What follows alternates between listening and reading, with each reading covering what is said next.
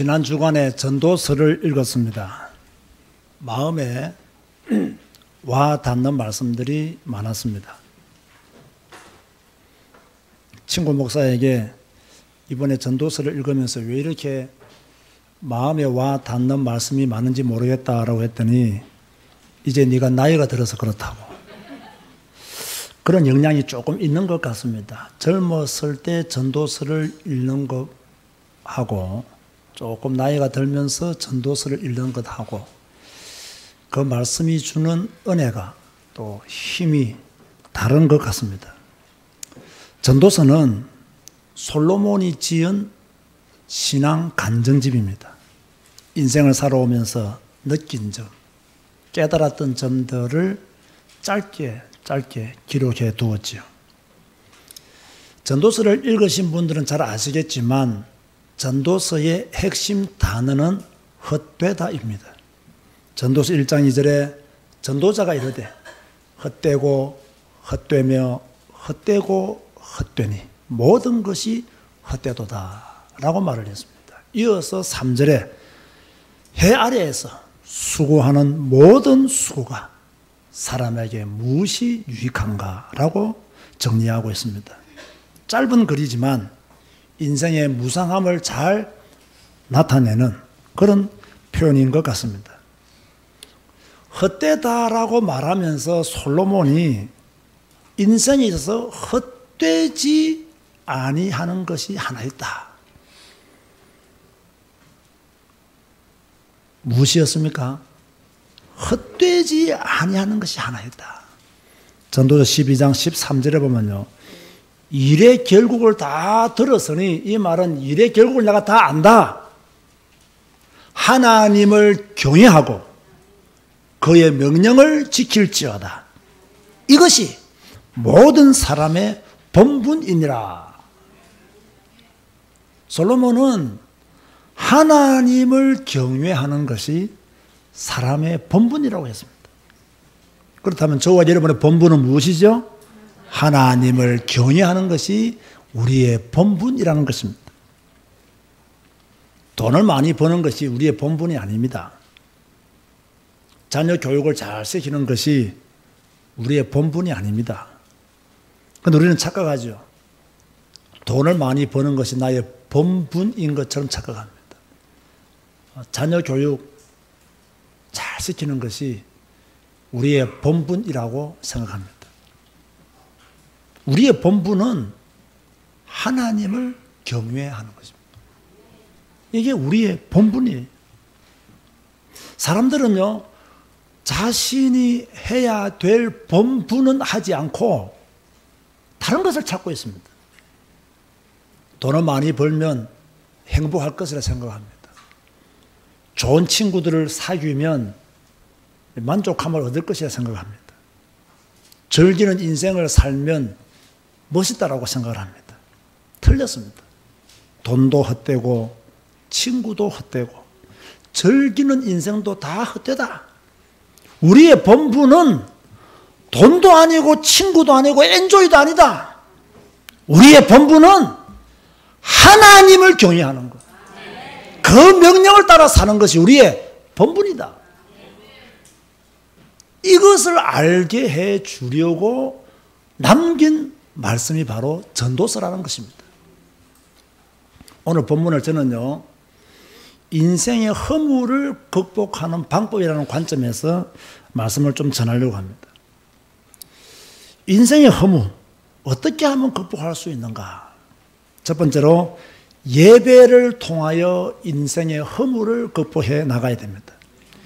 오늘 보면 1절 보세요. 너는 하나님의 집에 들어갈 때에 내 발을 삼갈지어다. 가까이 하며 말씀을 듣는 것이 우매한 자들이 재물 드리는 것보다 나으니 그들은 악을 행하면서도 깨닫지 못함이니라. 앞에 말씀 보면요. 너는 하나님의 집에 들어갈 때에 내 발을 삼갈지어다. 무슨 말입니까? 여기서 하나님의 전은 성전을 말합니다. 여러분, 성전에 아무나 들어올 수 있습니까? 아무나 못 들어옵니까? 아무나 못 들어와요. 우리 교회 갑자기 주인이 들어오겠습니까? 안 들어오겠습니까? 안 들어와요. 들어오면 환영하죠. 그럴 리가 거의 없습니다. 왜 주인이 우리 교회에 들어오지 않는가?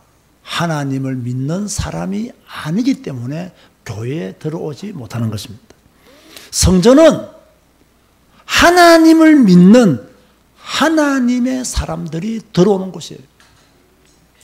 그런데 하나님의 집에 들어올 때에 발을 삼가라 그렇게 말씀했어요. 여기서 삼갈지어다의 히브리어는요 샤마르입니다. 샤마르. 샤마르는 뭐냐면 조심하다, 신중히 행하다, 그리고 준수하다는 뜻입니다. 이 말은 왜 하나님의 집에 들어올 때 내 발을 삼갈지어다라고 말씀하셨는가 하면 우리의 예배를 받으시는 분은 누구시다? 하나님이시다. 그 하나님이 누구인지를 알고 망령된 말이나 행동을 하지 말라는 뜻입니다. 아주 중요하죠. 하나님의 집에 들어갈 때에 성전을 향하여 갈 때에 하나님이 누구인지를 인식해라. 하나님이 누구인지를 인식하고 망령된 말이나 행동을 교회에 가서 하지 마라. 그 뜻입니다. 자, 우리의 예배를 받으시는 분은 하나님이잖아요. 하나님은 전능하신 분이에요. 천지를 창조하신 분이에요. 지금도 세상을 통치하고 계시는 분이 하나님이에요.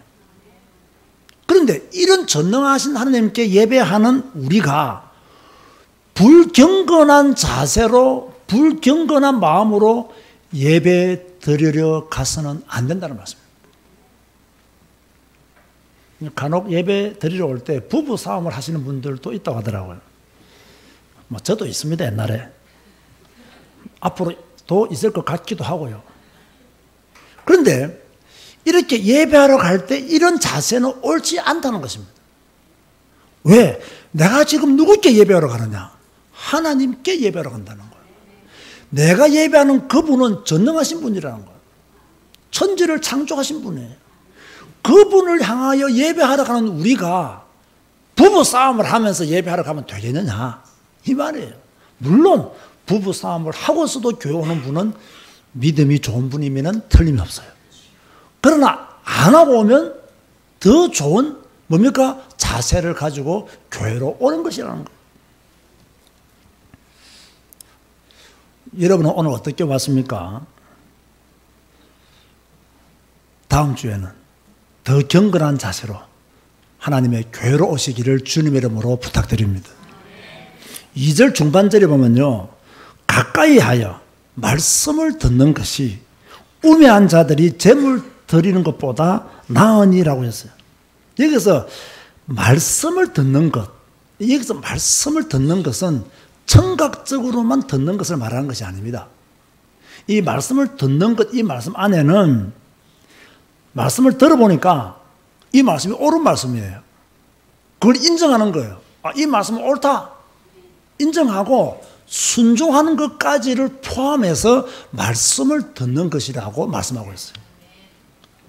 여러분, 우리가 잘 아는 그 사무엘이 한 말 중에서 아주 유명한 말이 있죠.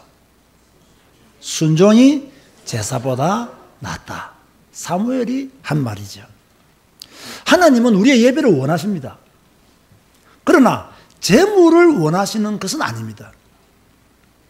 왜 하나님이 가인의 예물을 받지 않았을까요? 믿음도 없었고 마음도 틀렸다는 거예요. 왜 하나님은 아벨의 제사를 받았을까요? 믿음도 있었고 중심도 올바랐다는 거예요. 하나님은 돈이 없어서 우리에게 헌금하라 그렇게 말씀하고 있지는 않습니다. 우리의 믿음이 올바르게 표현되기를 하나님은 기다리고 계시기 때문에 그렇게 말씀하시는 거죠. 왜 예수님은 부자의 헌금을 받지 않았습니까? 중심이 틀렸다는 거예요. 왜 예수님은 과부의 그 적은 돈을 받았습니까? 올바른 믿음과 중심을 가지고 드렸다는 거예요. 여러분, 오늘 우리가요, 무슨 옷을 입고 예배를 드리느냐, 내가 어떤 자세로 예배를 드리느냐, 이거 참 중요하거든요. 그죠? 우리가 하나님 앞에서 온전한 마음으로, 순종하는 마음으로, 하나님 말씀 앞에 내가 복종하는 마음으로, 주님 말씀 앞에 나를 드리는 마음으로 예배한다면 그 예배가 곧 우매한 자들의 예물보다 더 낫다. 그렇게 말씀하고 있는 거예요. 그런가 하면 1절 하반절에 그들은 악을 행하면서도 깨닫지 못함이니라. 그렇게 말씀했죠. 여기서요, 악을 행한다. 이 말이 무슨 말이냐면 내가 밖에 나가서 막 악한 짓을 하고 나쁜 짓을 하고 그걸 말하는 게 아닙니다. 여기서 악을 행한다는 말은 형식적인 예배. 하나님을 온전히 경외하는 마음이 없이 드리는 예배. 아주 무슨 말이죠? 지금 우리들에게 해당되는 말씀이죠. 형식적인 예배, 마음을 온전히 주님 앞에 다 드리지 못하는 예배를 향하여서 하나님은 악하다라고 말씀하고 있는 거예요. 그렇다고 하면 오늘 우리는 어떠한 자세로 예배를 드려야 돼요? 형식적인 예배는 안 된다는 거예요. 사람에게 보여주기 위한 예배는 안 된다는 거예요. 우리의 마음을 다하여 하나님을 예배하는 여러분 되시기를 주님 이름으로 축원드립니다. 그 예배를 하나님이 받으신다는 거예요. 그런가 하면 두 번째로 성도는 기도를 통해서 인생의 허물을 극복해 나가야 돼요. 저는 이 말씀이 딱 마음에 와닿았어요. 맞아. 기도를 통해서 인생의 허무함을 극복해 나가야 돼. 그래, 기도하면 인생의 허무함을 극복해 나갈 수 있어. 그런 믿음이 생겼어요. 그런데 기도할 때 조심해야 될 것 세 가지를 2절에서 말씀하고 있죠. 첫 번째는 뭡니까? 함부로 입을 열지 마라. 그렇게 말씀하고 있어요. 자, 제가 아까 전에 하나님의 전에 들어갈 때에 무엇을 삼갈지어다 그랬죠? 발을 삼갈지어다. 여기서 삼갈지어다의 어떤 의미가 뭐 여러 가지 있지만은 왜 삼가해야 되느냐? 하나님이 누구인지를 알면 삼가해야 된다는 거예요. 우리는 피조물이고 하나님은 창조주이세요. 하나님이 누구인지를 알면 우리는 조심조심해서 우리의 마음을 다하여 하나님의 전으로 발걸음을 옮겨야 되고 우리의 마음을 다하여 하나님을 경배해야 되는 거예요. 그와 마찬가지로 네가 하나님이 누구이신지를 안다면 입을 함부로 열 수 있겠느냐? 그렇게 말씀하고 있는 거예요. 하나님이 전능하신 분이신데 겸손해야 될 우리들이 어찌 입을 함부로 열 수 있겠느냐? 하나님은 창조주이시고 우리는 피조물인데 피조물인 우리가 어떻게 창조주 하나님께 입을 함부로 열 수 있겠느냐? 옳지 않다. 간단하게 정리하면요, 진실이 담기지 않는 경솔한 기도를 하지 마라. 너의 마음과 생각이 담긴 그런 기도를 드려야지 입으로만 하는 그런 기도는 하지 마라. 그렇게 말씀하고 있는 거예요. 그래서 두 번째로 급한 마음으로 말을 내지 마라. 여러분, 하나님은 우리의 하소연 대상이 아닙니다. 그런 식으로 입을 급하게 열면 실수한다는 거예요. 여러분, 신하가 왕 앞에 가가지고 말을 급하게 하면 될까요? 안 될까요? 안 돼요. 조심조심해서 말해야 돼요.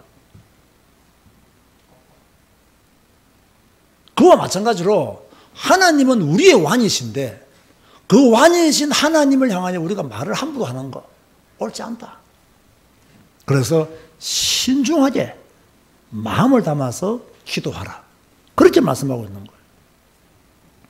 그러면서 말을 적게 하라 했습니다. 마태복음 6장 7절 8절에 보면요, 또 기도할 때에 이방인과 같이 뭐 하지 말라 했죠? 중언부언하지 마라. 그들은 말을 많이 하여야 들으시는 줄 생각하느라. 이방인들은 말을 많이 해야 기도를 들으시는 것으로 착각을 해요.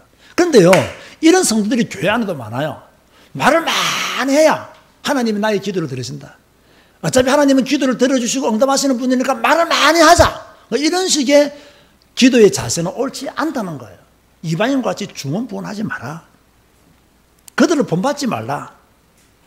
구하기 전에 너희에게 있어야 할 것을 너희 아버지께서 아시느니라. 하나님은 말을 많이 한다고 해서요, 들으시는 분이 아닙니다. 구하기 전에 이미 있어야 할 것을 아시는 분이에요. 이건 예수님 무슨 말하냐? 너희가 중심을 담고 신중하게 기도하라는 거예요. 여러분은 지금 어떻게 기도하고 있습니까? 저는 그래도요, 기도하는 자는 소망이 있다고 보거든요. 기도하는 자는 미래가 있어요. 지금 아무리 환경이 좋아도요, 기도하지 않으면 그 사람의 미래는 어두워요. 지금 그 사람의 현실이 어렵고 힘들어도 기도만 할 수 있다면 그 사람의 미래는 밝습니다. 단 우리가 어떻게 기도해야 된다고요? 입을 함부로 열지 말라는 거예요. 급한 마음으로 아무 말이나 그렇게 떠들지 말라는 거예요. 마음을 다하여 여러분의 삶을 드리는 기도가 되어지기를 주님 이름으로 권면드립니다. 하나님과 사람은 큰 차이가 있습니다. 그게 2절 하반절 말씀이에요. 무슨 차이가 있습니까? 하나님은 하늘에 계시고 사람은 땅에 있다. 이게 큰 차이예요. 하나님은 하늘에 계시고 사람은 땅에 있다. 이 말씀은요, 하나님 저 하늘에 계시는구나, 그 말이 아닙니다. 우리 마음에도 계시죠. 이 말씀의 원뜻은요, 하나님은 절대자이시고 사람은 유한하다는 거예요.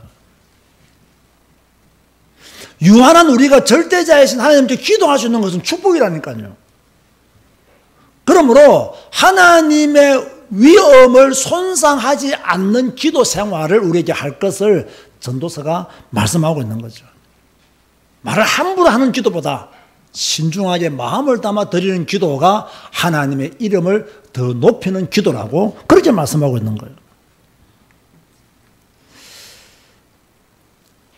저는 기도할 때 가능하면 무릎을 꿇고 기도하라고 강조하는 목사거든요. 그런데 대부분의 많은 분들이 목사님 무릎 꿇고 기도하니까 관절이 안 좋아서 이렇게 못하겠습니다 라는 분들이 많더라고요. 물론 연세가 많으신 분들은 그럴 수 있겠죠.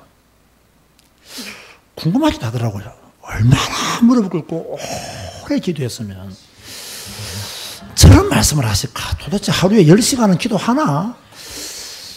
여러분, 물론 저도 늘 무릎을 꿇고 기도하지는 못합니다. 그러나 제 마음속에 정말 이 기도는 중요하다. 이 기도는 하나님이 들으시면 좋겠다. 그럴 때는요, 딱 자세를 바꾸어서 무릎을 꿇고 기도합니다. 물론 저도 막 이게 키가 크기 때문에요, 무릎 꿇는 거 엄청 싫어합니다. 저는 식당도요, 그 의자가 없는 식당 가기를 싫어해요. 여러분은 뭐 이렇게 작기 때문에 금방 앉았다가 금방 앉지 않습니까? 나는 한참 내려가야 되고요. 올라올 때는 저 높은 곳을 향하여 올라가야 돼요. 너무 힘들어요. 이 의자가 없는 식당은 너무 힘들어요. 자, 어찌됐든 간에요, 우리가 중요한 기도를 드릴 때 무릎을 꿇고 기도하는 것은 전능하신 하나님에 대한 예의라는 거예요. 여러분, 왜 우리가 무릎을 꿇고 기도해야 됩니까? 라고 저에게 질문한다면요, 구약에 나오는 믿음의 사람들을 보십시오. 전부 다 무릎을 꿇고 기도했습니다. 모세도요, 무릎을 꿇고 기도했고요. 다윗도 무릎을 꿇고 회개했고요. 다니엘도요, 무릎을 꿇고 기도했어요. 심지어요, 예수님도 무릎 꿇고 기도했고요. 바울도, 베드로도 무릎 꿇고 기도했어요. 그렇다면 우리도 어떻게 기도하는 것이 옳다? 무릎을 꿇고 기도하는 것이 옳다. 그런데 오늘날 교인들은 너무 편하게 예수 믿기를 원해요. 그래서 또 어떤 목사님들은요, 야, 하나님은 꼭 무릎 꿇고 기도해야만 기도를 들으시는 게 아니야. 네 마음과 중심만 드리면 하나님은 기도를 들으셔. 그러니까 무릎 꿇고 기도하라고 강조하는 윤순재 목사는 너무 메시지가 율법적이야. 저 이 말을 여러 번 들었다니까, 옛날에요. 저는 그 말에 동의하지 않거든요. 전능하신 하나님 앞에, 왕이신 하나님 앞에 무릎 꿇고 기도하는 거, 당연한 하나님에 대한 예의입니다. 당연한 겸손한 자세의 올바른 모습입니다. 그런 좋은 것들을 우리가 자꾸 깨어버리고요, 태만하게 내 중심적으로 이렇게 예수 믿으려고 하는 이런 사고들이 결국에는 나를 유익하게 만들지 못한다는 것이죠. 그런가 하면요, 말을 적게 하라고 말했습니다. 3절 말씀에 보면요, 걱정이 많으면 꿈이 생기고, 이해가 되죠, 그죠? 여러분 걱정 많이 하고 주무시면 그것이 꿈으로 나타날 때가 있습니까? 없습니까? 있죠. 말이 많으면 우매한 자의 소리가 나타나느니라. 그래서요, 진짜 무서운 사람은요, 말 많이 하는 사람이 아니에요. 도대체 저 사람이 무슨 생각하고 있는지를 모르는 사람이 제일 무서운 사람이에요. 말을 안 해. 다 아는데도 말을 안 해요. 또 모르는데도 말을 안 해요. 그러니까 얼마나 무서워요. 아는지 모르는지 모르잖아요. 그럼 무서운 거예요. 어떤 사람은 조금만 알면 다 아는 것처럼 말을 해요. 막 떠들어요. 옳지 않다는 거예요. 말을 많이 하면요, 사람은 말 많이 하면요, 실수가 많을 수밖에 없어요. 사실요, 여러분이 저의 실수를 많이 알겠습니까? 저가 여러분의 실수를 많이 알겠습니까? 여러분이 저의 실수를 흔히 많이 합니다. 왜 그렇습니까? 저는 늘 설교하잖아요. 여러분은 가만히 앉아서 듣고만 가잖아요. 그 여러분의 속을 내가 알 수가 없는 거야. 그죠? 알 수가 없는. 그러나 여러분은 저의 실수를 다 아는 거예요. 아, 목사님이 몇 년 전에 이렇게 말씀하시더니 이번에 이렇게 말씀하시네. 또 그런 것만 탁월하게 기억하시는 분들이 있어요. 그 말이 하면요, 실수가 드러나게 되어 있는 거예요.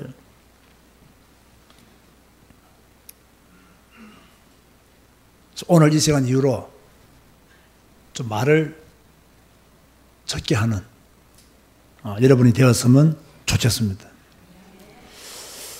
세 번째로요, 서운한 것을 갚는 것이 허무한 인생을 극복하는 방법이라 했습니다. 여러분, 서원이란 무엇이죠? 사람이 하나님에게 약속한 것이 서원입니다. 이 서원은 자원하는 것입니다. 자원하였기 때문에 엄격하게 지켜야 됩니다. 4절 말씀 보세요. 너가 하나님께 서원하였거든 갚기를 더디게 하지 말라. 하나님은 우매한 자들을 기뻐하지 아니하시나니 서원한 것을 갚으라. 서원을 함부로 하는 것이 옳습니까? 옳지 않습니까? 옳지 않습니다. 저는 우리 교회 성도님들에게 서원하라는 메시지를 한 번도 한 적이 없습니다. 왜? 함부로 하면 안 되거든요. 또 서운하면 그것이 큰 부담이 돼가지고요, 나중에 낙심할 수도 있어요. 그죠? 5절 말씀에 보면 서운하고 갚지 아니하는 것보다 서운하지 아니하는 것이 더 나으니라고 말씀했습니다. 왜 서운하고 갚지 않는 것이 나쁘냐면요, 하나님 앞에 서원해놓고 그걸 갚지 아니하면 하나님을 기만하는 행위라는 거예요. 그 하나님을 기만한 행위이기 때문에 죄가 될까요? 안 될까요? 죄가 된다는 거예요. 그래서 함부로 서운하지 말라는 거예요. 성경에 보면 너무 쉽게 서원했다가 큰 낭패를 본 사람이 있는데 누군지 기억나십니까? 누구죠? 이거 답 나온 것 같은데.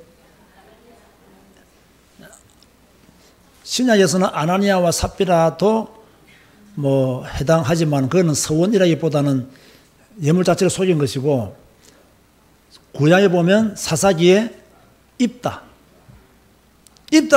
잘못 서원했어요. 입다가 그 당시에 이스라엘의 사사였단 말이에요. 암몬 족속이 자꾸 이스라엘을 괴롭혀. 그러니까 지금 이 사사 입다는 이 암몬 자손을 무찌르는 것이 꿈에도 소원이야. 그 사람이 뭔가 간절히 원하는 것이 있으면요, 서운하고 이렇게 행하거든요. 그러니까 입다가 뭐라고 말하느냐? 하나님, 만약 나로 하여금 저 암몬 족속을 무찌르게 하신다면 내가 집으로 들어갈 때 나를 제일 먼저 반겨주는 것을 번제물로 드리겠습니다 했단 말이에요. 이런 서원은 필요 없거든요. 이러면 자기가 집에 들어가면 누가 제일 먼저 반기겠어요? 가족이 제일 먼저 반기지. 걔가 와서 막막막막 하겠어요? 하여튼 뭐 요즘 뭐 고양이도 와서 야옹하고 반긴다고 하더라마는, 그죠? 딱 하나밖에 없는 딸이 와가지고 막 아버지를 반긴 거예요. 어떻게 되었죠? 결국 그 딸이요, 번제물로 들어진 거예요. 들어진 거예요. 또 있죠. 이 멍청한 아버지 이 사울 한참 전쟁하는데 물을 마시지 마라. 서운했어요. 누구든지 음식을 먹으면 다 죽으리라. 이 이야기를 누가 못 들었냐? 자기 아들 요나단은 못 들었어요. 그 요나단이 지팡이로 꿀 조금 찍어 먹은 거예요. 이런 어리석은 서원을요, 부모들이 왜 합니까? 부모들이 왜 해요? 그러니까 여러분은 함부로 서운하는 게 아닙니다. 그죠? 앞으로 우리 교회가 이제 뭐 이 건축하게 될 때도요, 막, 하나님, 나는 10억을 서운하여 주님 앞에 드리겠습니다. 그 말도 안 되는 서운하지 마세요. 10만 원이나 제대로 드리세요. 그런 서운을요, 할 필요가 없는 거예요. 그런데 한국교회가 지금까지요, 그렇게 하고 했어요. 물론 그런 방법을 통해서 교회가 건축되어졌고, 하나님의 영광이 된 것도 사실이에요. 그죠? 그 저는요, 서운한 거하고 작정한 거 이 차이가 뭔지는 잘 모르겠지만, 어쨌든 우리가 하나님 앞에 작정을 하든 하나님께 서운하든 이것은 삼가 조심해야 된다. 그런 생각을 가지고 있어요. 그래서 제가 이 교회를 빨리 건축하지 못하는 거예요. 여러분에게 서운하라 그러고, 서운하면 하나님이 복을 주십니다. 작정하시면 하나님이 여러분을 인도하시고, 이래 해야 여러분이 아멘하고 막 작정할 건데, 저는 그걸 못하거든요. 왜 못하느냐? 성경에서 뭐라고 말씀하고 있어요? 함부로 서운하지 마라. 그렇게 말씀하고 있잖아요. 여러분, 성경을 제대로 알고 성경을 제대로 배우는 것은 축복 중에 축복입니다, 여러분. 오늘 많은 사람들이 왜 신앙생활 하면서 갈등하고 왜 무거운 짐을 지고 있냐면 성경을 제대로 모르기 때문에 갈등하고 무거운 짐을 지고 있는 거예요.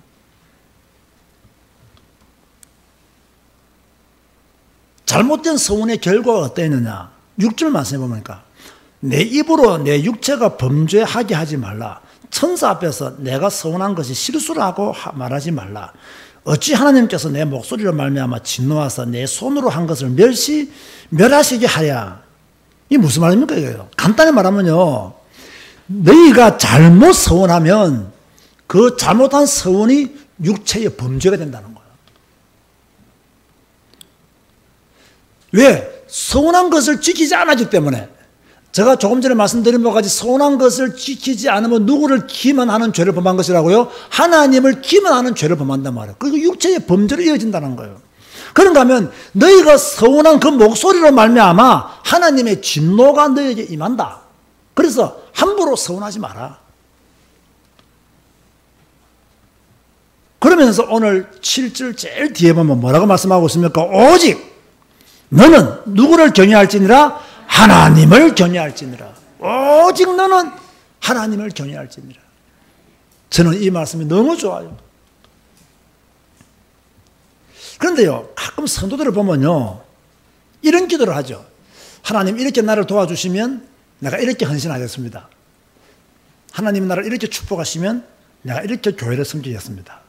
이렇게 기도하시는 분들이 있어요. 자기의 유익을 얻기 위해서 하나님을 이렇게 끌어들이는 나쁜 기도를 저도 들은 적이 있고 여러분도 들은 적이 있을 거예요. 제가 오래전에 이런 기도를 들은 적이 있어요. 우리 제자교를 개척하면서 하나님, 제게 1000명의 교인을 주시면 안양에 사는 무당들을 다 박살내겠습니다. 이런 기도를 들은 적이 있어요. 뭐 서운한 것은 아닙니다. 그런 기도를 들은 적이 있다고 말이지. 1000명의 교인을 주시면 안양에 사는 모든 무당을 다 쫓아내겠습니다. 그 기도의 포커스가 어디 있어요? 무당 박살입니까? 1000명의 교인입니까? 이런 기도를 지금 말하는 거예요. 이런 기도를. 그죠? 그러면 내가 무당을 박살 안 낸 것은 하나님이 내게 1000명의 교인을 안 주시기 때문에 무당을 박살 안 낸 거예요. 이런 식의 기도는 잘못된 기도라는 거예요. 틀린 기도라는 거예요. 정말 내가 이 안양에 있는 무당들을 박살내고 싶은 마음이 있다면, 그죠? 지금이라도 한 집 가면서 복음 전하면 되고, 박살내면 되는 거예요. 그런데 그 핑계를 1000명의 교인을 주시면 안양에 사는 무당들을 박살내겠습니다. 물론 저는 안양에 사는 무당들을 좀 박살내고자 하는 욕심이 좀 있긴 있어요. 그 잘못된 그 귀신 문화를 퍼뜨리는, 귀신 문화 속에 저주와 재앙 속에 빠뜨리게 만드는 그 근원지를 좀 깨고 싶은 마음은 있어요. 그렇다고 해서 그런 식으로 1000명의 교인을 주시면 안양에 사는 무당들을 박살내겠습니다. 이런 기도는 결국 하나님을 빙자하여 내 욕심, 내 동기, 내 생각을 이루려고 하는 나쁜 기도다 그 말이에요. 사람들이 왜 서원을 합니까? 자신이 목표하는 바를 이루기 위해서 서원하는 거예요. 이렇게 해주시면 이렇게 하겠다는 거죠.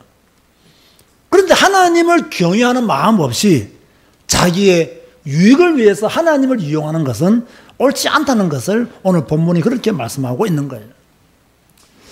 사랑하는 성도 여러분, 거짓된 기도, 자신의 유익을 구하는 기도, 하나님의 능력을 이용하여 자신의 목적을 이루는 기도는 이제 그만해야 합니다. 우리가 해야 될 유일한 일은 아무런 동기 없이 하나님을 경외하는 일입니다.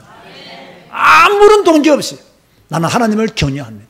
아무런 이유 없이 나는 하나님을 높이기를 원합니다. 아무런 이유 없이 나의 구원자 하나님을 나는 찬양합니다. 라고 하는 진실한 그런 신앙의 고백이 나와줘야 돼요. 오늘 이 시간 이후로 오직 하나님만 경외하는 여러분 되시기를 주님 이름으로 축원드립니다. 자, 그렇다면 오늘 본문이 주는 메시지가 무엇이냐? 첫 번째는 뭐라고 제가 주보에 적어놨습니까? 예배의 거룩성을 훼손시키지 말라. 예배의 거룩성을 훼손시키지 마라. 이 말을 오늘 본문의 관점에서 말씀을 드리면 교회 올 때부터 어떻게 교회 와라? 경건한 마음을 가지고 교회 오라는 거예요. 교회 올 때부터 경건한 마음을 가지고 교회 오라. 교회 올 때부터 하나님이 누구인지를 인식하고 예배해라.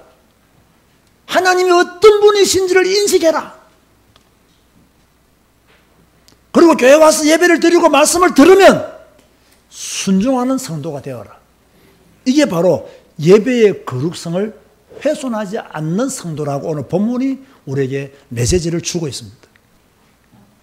이렇게 예배의 거룩성을 훼손시키지 아니하는 성도가 예배를 통해서 인생의 허무함을 극복해 나갈 수 있다는 것이죠. 두 번째로는요, 하나님과 사람 차이를 알고 입을 함부로 열지 말라는 것입니다. 다시 말해서 하나님 앞에, 왕이신 하나님 앞에 겸손한 자세를 가지라. 형식적인 간구는 하지 마라. 네가 진짜 진실한 기도를 드리면 인생의 허무함을 극복할 수 있을 것이다. 그렇게 말씀하고 있는 거예요. 세 번째로는 서원을 함부로 하지 말고 오직 너는 하나님을 경외하라. 그렇게 말씀하고 있어요. 오직입니다. 다른 거 있으면 안 돼요. 오직 하나님을 경외하라. 다른 거 섞이면 안 돼요. 오직 하나님만 경배하라. 하나님을 예배 대상자죠. 우리의 예배 대상자는 하나님이에요. 경외할지니라 우리의 상태입니다. 영적인 상태. 나는 하나님만 경외하기를 원합니다. 여러분이 절대로 허무한 인생에 걸리지 않는 방법은 뭐냐? 오직 여호와를 하나님을 경외하는 것입니다. 여기 우리 청년들은 잘 모르겠지만 조금 인생을 사신 분들은요, 인생은 허무하다 다 알고 있습니다. 모르고 있는 분 한 분도 없습니다. 옛날에 여러분이 잘 나갔던 것도요, 허무해요. 옛날에 여러분 집에 다 금송아지 몇 마리 있었는데요, 다 허무해요. 솔로몬은 말해요. 다 허무하다.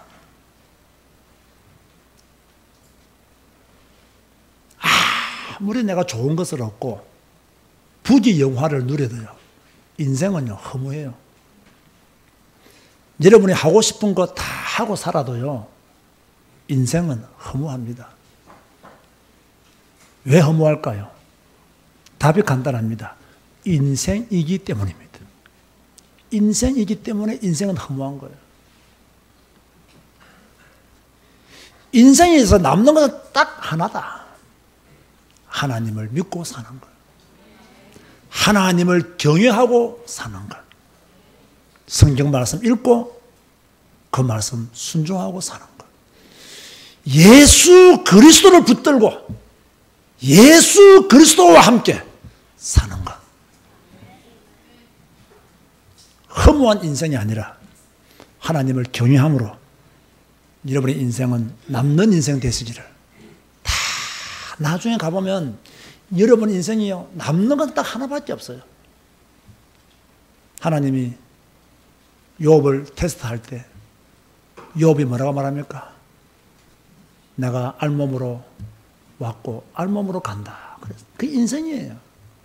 그런데요, 알몸으로 왔고 알몸으로 가는데 다 남는 건 하나밖에 없어요. 예수를 그리스도로 믿고 하나님을 경배하고 찬양한 것. 그 하나 때문에 알몸으로 온 인생이 알몸으로 가는데 천국 가고 지옥 가고 딱 결정되어집니다. 그거 하나 때문에요. 다른 사람 볼 때는 알몸으로 왔고 알몸으로 가는 것처럼 보이지만